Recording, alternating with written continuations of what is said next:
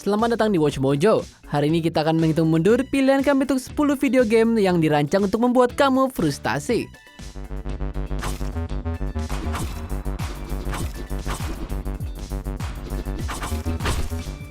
Di daftar ini kita akan membahas game yang elemen desainnya sengaja dibuat sulit atau mengesalkan. Kami nggak akan menyertakan game flash atau game jadul yang kesulitannya memang disebabkan karena kesulitan membuat game itu sendiri, seperti kontrol yang buruk atau keterbatasan perangkatnya. Jika ada game ngeselin lainnya yang kamu ketahui, beritahu kami di komentar.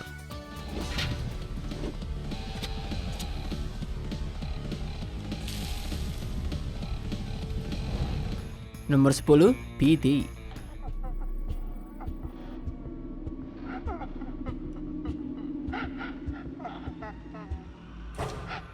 Juga dikenal sebagai playable teaser, PT adalah favorit para streamer dan let's players. Namun bagian dari daya tariknya adalah bagaimana desainnya yang sangat simple. Dalam PT, pemain memasuki lorong rumah yang tampaknya sepi, merasakan berbagai petunjuk dan teka-teki di dalamnya. Tapi setelah meninggalkan lorong, kamu kembali ke tempat kamu memulai. Frustasi karena tidak bisa keluar adalah bagian dari pengalaman horor, karena membuat kamu merasa terjebak tanpa jalan keluar.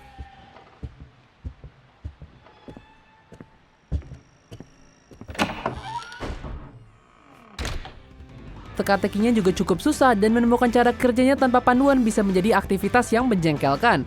Sayang sekali game ini tidak diteruskan oleh para produsernya.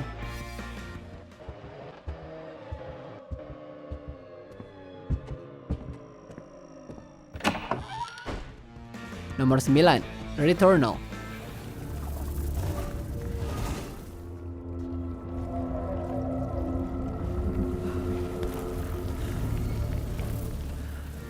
Kami dapat memilih hampir semua roguelike di sini, tapi kita memilih entry yang lebih baru dalam genre ini. Dalam Returnal, kamu bermain sebagai Selene, seorang pilot yang terdampar di dunia asing. Dia segera menemukan dirinya terjebak dalam lingkaran waktu, kembali setelah setiap kematian dengan sedikit variasi di dunianya.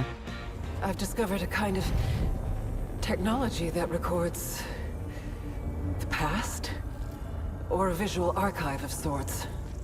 Meskipun update sudah mengizinkan untuk bisa save sekarang, Returnal tidak dirancang dengan fitur save sebelumnya. Ini memaksa pemain untuk terus bermain dan mati berulang kali untuk membuat kemajuan apapun. Ini membantu menempatkan kamu dalam pola pikir Selene. Tetap aja itu ngeselin.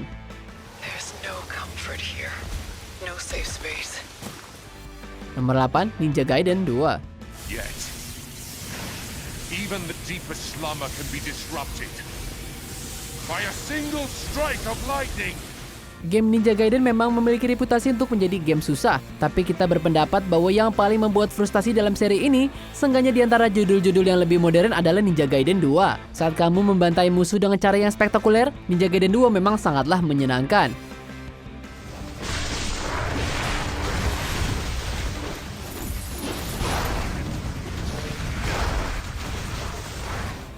Sayangnya jauh lebih sering kamu dikelilingi oleh musuh yang kuat di semua sisi yang menyerang kamu sebelum kamu dapat bereaksi atau mengetahui dari mana mereka berasal. Ini adalah game hack and slash yang sebenarnya kamu yang di hack and slash oleh musuhmu sendiri.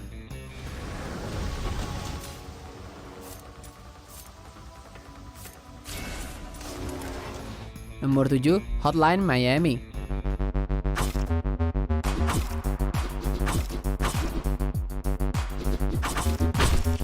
Bayangkan jika GTA Vice City dibuat oleh David Lynch dan itu adalah penembak top down. Itulah permainannya. Dan seperti filmografi Lynch, Hotline Miami sulit dipahami. Gameplay melihat kamu menghapus serangkaian level yang dibagi menjadi kamar-kamar kecil yang penuh dengan musuh. Meskipun musuh biasanya mati dengan mudah, tapi begitu juga kamu. Hal itu membuat bahkan melewati satu level aja menjadi trial and error hanya untuk menemukan cara terbaik untuk mengalahkan setiap musuh, dan bahkan kemudian AI dapat mengejutkan kamu juga. Hotline Miami adalah parade kematian bermandikan neon untuk semua orang yang terlibat.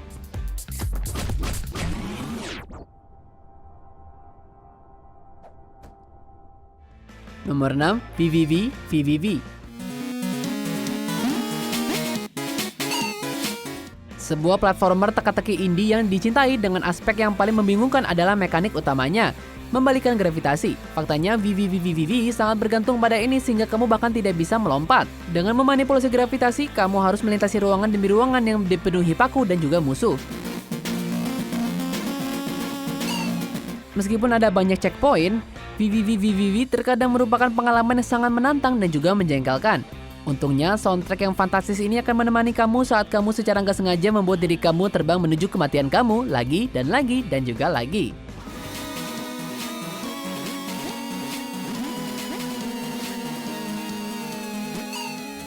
Nomor 5, Super Meat Boy.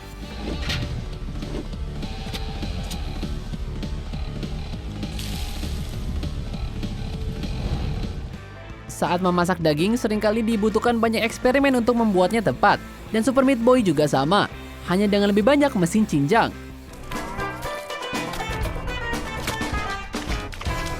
Sebagai platformer yang susah, membutuhkan banyak trial and error untuk melewati setiap level dengan sempurna. Dengan banyak sekali sliding dan juga lompatan berbahaya, dan kamu juga harus menghafal polanya. Itu bisa membuat kamu ingin membetulkan kepala ke dinding terdekat. Tapi menjalankan lari yang sempurna jauh lebih memuaskan karena semua usaha yang kamu lakukan untuk mewujudkannya. Nomor 4, franchise Ghosts and Goblin.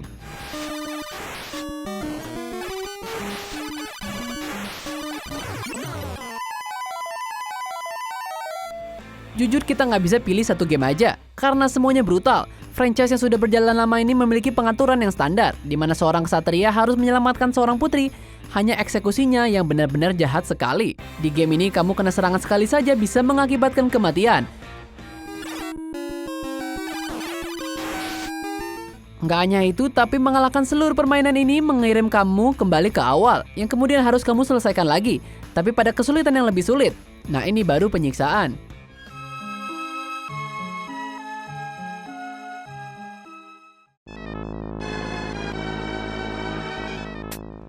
Nomor 3, Battle Kit Fortress of Peril.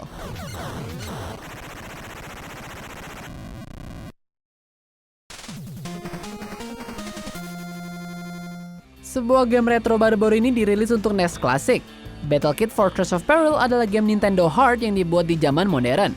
Meskipun dimodelkan seperti platformer pada umumnya, Battle Kit juga mengambil inspirasi dari flash game yang memang ngeselin.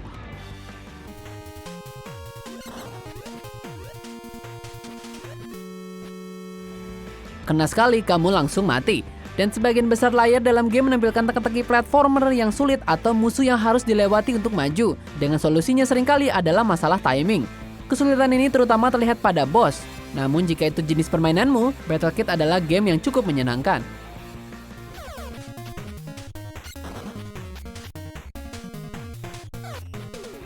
Nomor 2, Souls franchise.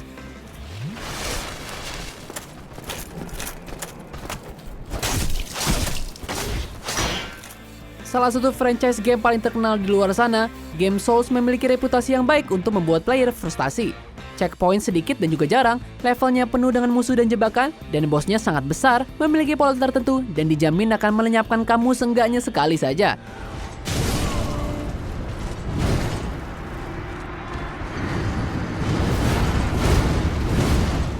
Slogan harus jago bukan hanya meme untuk game-game ini, tapi juga sebuah kebutuhan. Bahkan pemain yang paling terampil pun bisa merasa kecil hati, dan itu adalah bagian dari daya tariknya. Dan setiap tantangan yang kita selesaikan, pasti kamu akan puas.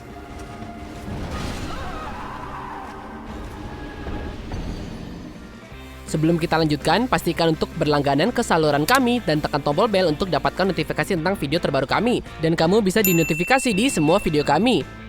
Jika kamu menggunakan handphone, pastikan ke pengaturan dan aktifkan notifikasi. Nomor 1, Getting Over It with Bennett Foddy. If you're not ready for that, like if you've already had a bad day, then what you're about to go through might be too much. Sangat mungkin salah satu game yang paling aneh yang pernah dibuat. Getting Over It melihat pemain mengendalikan seorang pria di kuali saat dia tidak menggunakan apapun kecuali palu besar untuk mendorong dirinya ke atas gunung. Skema kontrol berputar yang mencanggung membuat kemajuan menjadi tantangan, dan kemajuan tersebut dapat dengan mudah hilang, karena tidak sulit untuk jatuh kembali. No amount of forward progress is guaranteed. Some cliffs are too sheer or too slippery. And the player is constantly, unremittingly in danger of falling and losing everything. Oh, yang paling ngeselin adalah nggak ada checkpoint di sini. Sementara itu, pencipta Bennett Foddy menceritakan sedikit komentari tentang frustasi dan kegigihan di sini juga. Beberapa pemain frustasi memainkan ini, membuat mereka rage quit. Have you thought about who you are in this? Are you the man in the pot, Diogenes? Are you his hand? Are you the top of his hammer? I think not. Apa kamu setuju dengan pilihan kami? Jangan lupa subscribe ke Watch Mojo dan nyalakan notifikasi untuk semua video kami.